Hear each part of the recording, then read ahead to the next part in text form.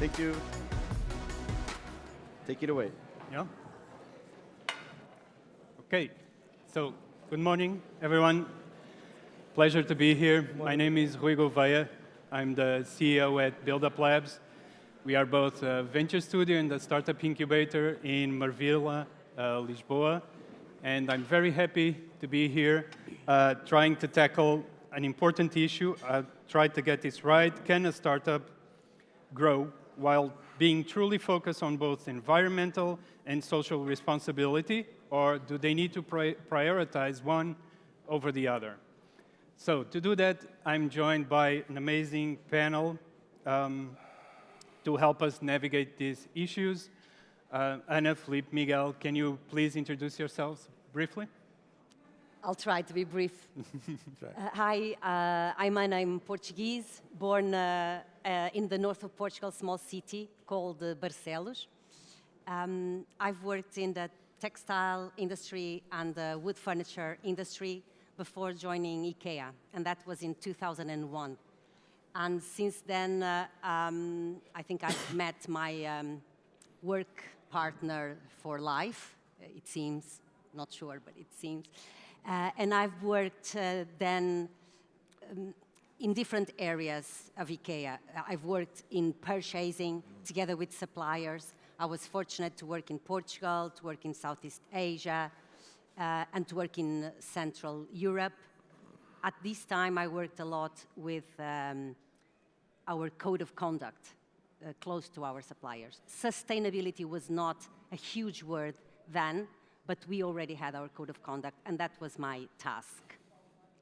Then I moved to Portugal to retail, where I have been since. And since 2017, after being in the middle of what retail is in the selling team, I went back to sustainability, and that's where I've been since 2017.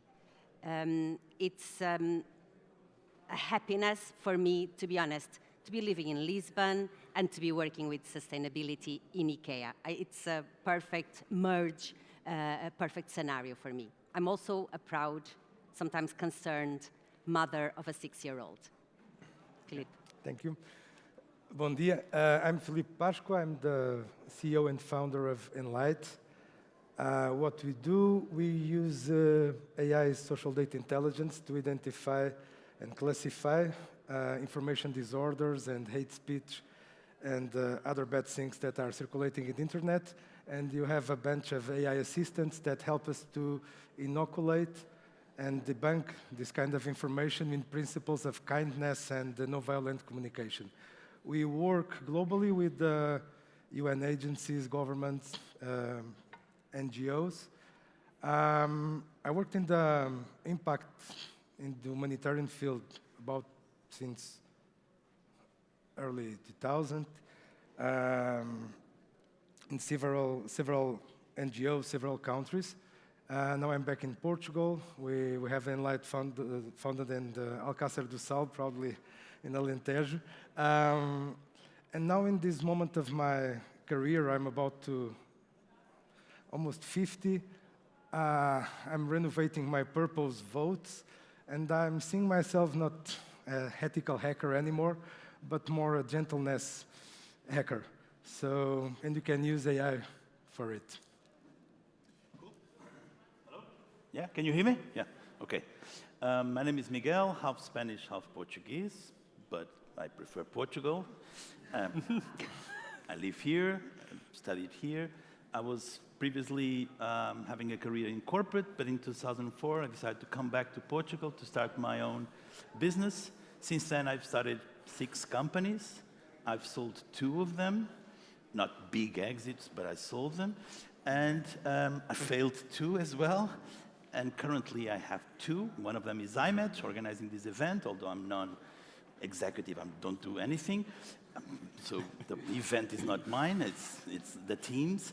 And the second one is No Code Institute, which is a digital reskilling school, namely focused on bringing impact, reskilling people with technology, without code. And we've been doing this since 2022. Great. Great. Thank you so much. So, Anna, first question. Is it possible for a new company to integrate sustainability and impact goals right from the beginning, or is it something that the leadership team should discover along the way? In today's reality, Yeah. I would argue that it's possible, desirable, perhaps even needed. I'll come back to that. I'll share a bit about IKEA and our journey. IKEA has celebrated 80 years old. Far from a startup, perhaps. But our founder, Ingvar Kamprad, when he started in 1943, perhaps that reality was a little bit a startup reality. The success of the company, I believe, is very much connected with the fact that our founder was a visionary. From the beginning, he has integrated in the company strong culture and values and a strong, powerful vision. And that has led us to today. If I mention a few of the values, cost and resource consciousness, this has been there from the beginning, doing more from less. In a time where I've said it before, sustainability was not a word, these concerns were not a reality, but concerns for resources and efficiency were there from the beginning. Giving and taking responsibility was there from the beginning, so making sure that all in the company, from leaders to co-workers, are taking their responsibility. Caring for people and planet is one of our core values as well. And then the vision, which has been there also since the beginning, to create a better everyday life for the many people, is a powerful vision.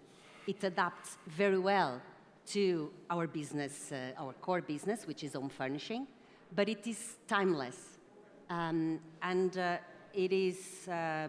has meaning, it is meaningful in its core.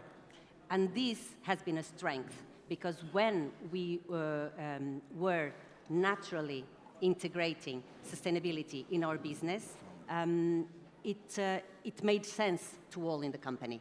And all in the company are aligned with these values, with creating a better everyday life for the many people. And that also means home furnishing products that last long, that can be prolonged, renewed, sold, and bought again.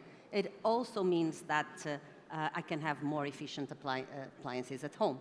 It means that I need to take care of my supply chain and the impact of my operations, and it means also that I need to look at the people that the supply chain touches. So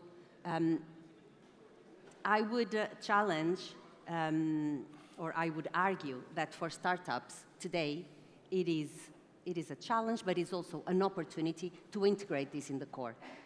Because in today's reality, where climate change or climate crisis is with us every day, and rising inequalities, there is a demand from different stakeholders. We can come back to that. But there is a demand from different stakeholders to have answers and to have companies that are doing their business while with a meaning and while having positive impact. Right, great. So I guess the answer is yes, it should be there from the beginning. And Miguel, No Code Institute is definitely a company, a startup that from the beginning has these impact goals at its core. But my question is, there was also a great business opportunity there with the new no-code tools and the lack of developers in the market.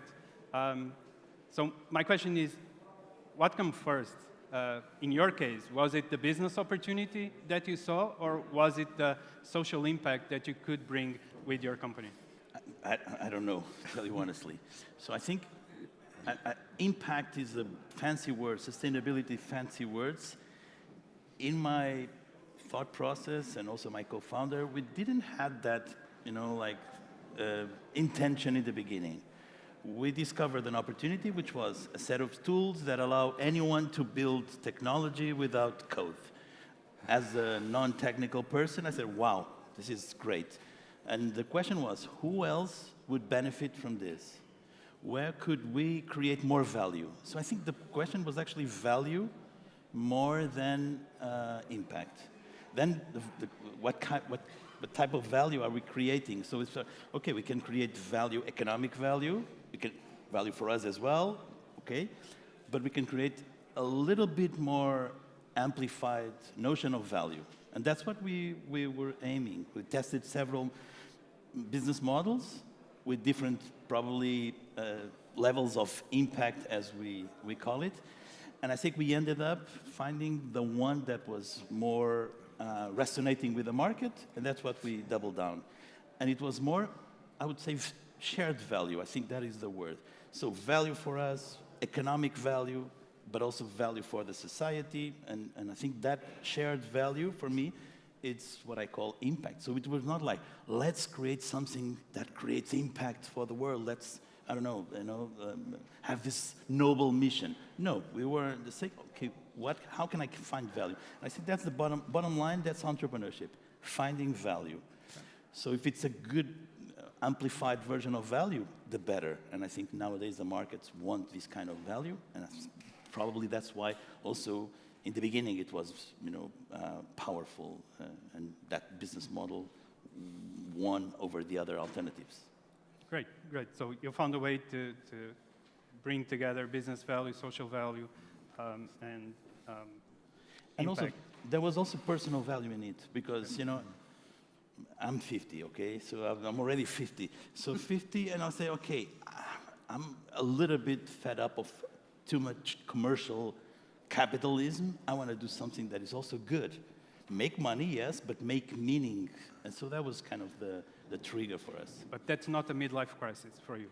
Probably No. it is. It is. Hopefully not. Flip, Tell me.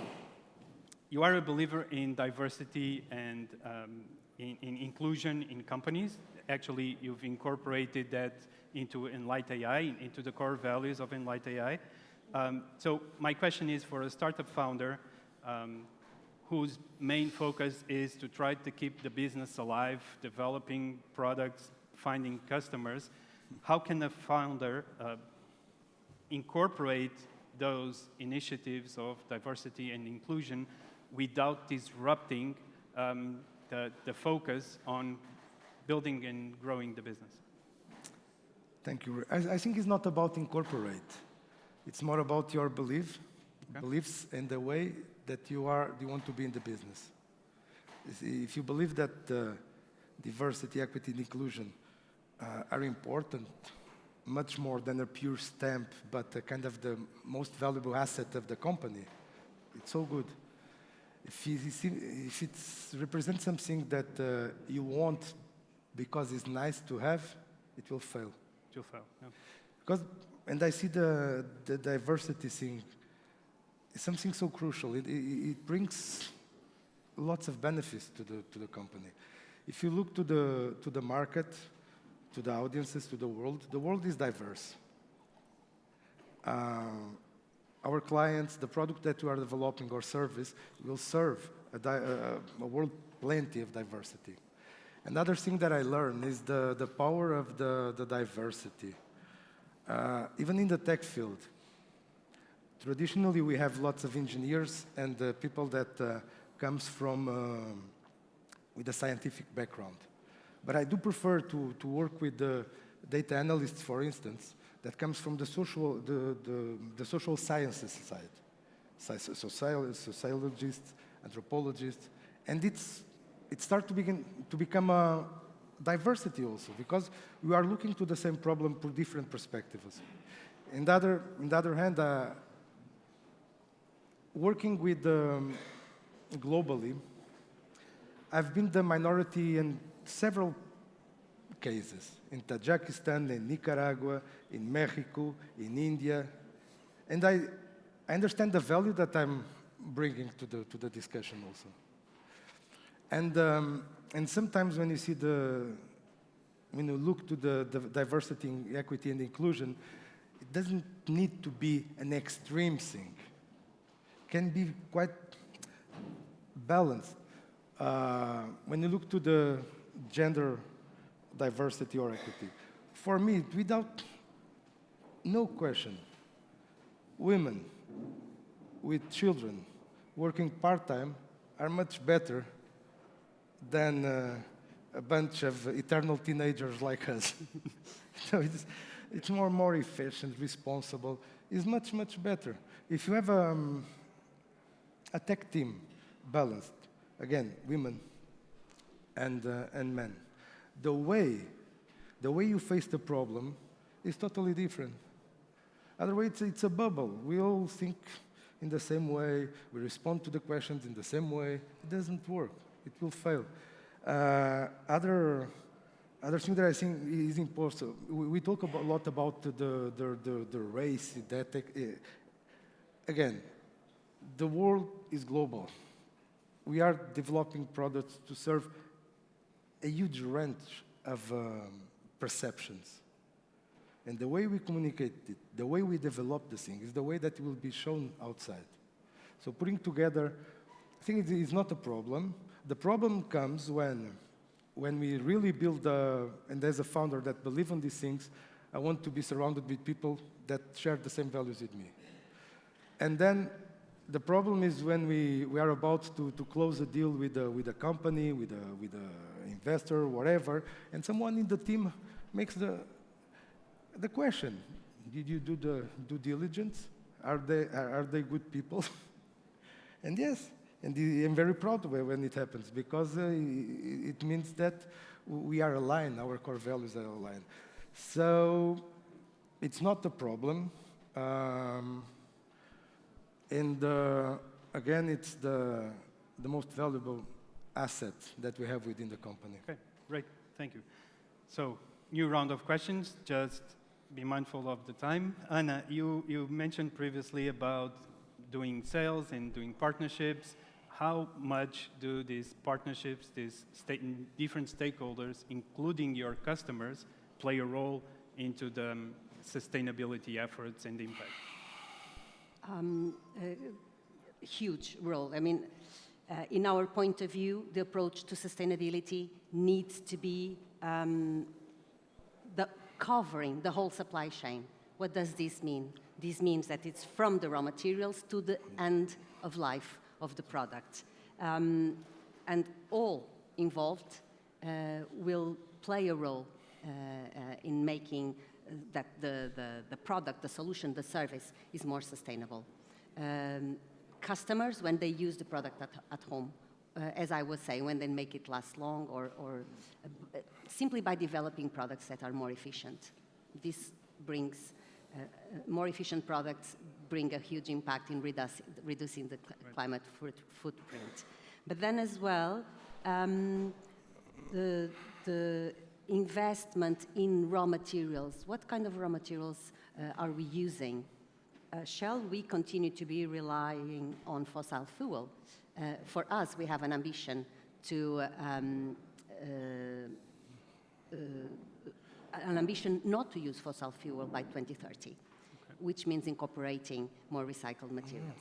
And this has a huge impact in reducing climate footprint, as well as other measures.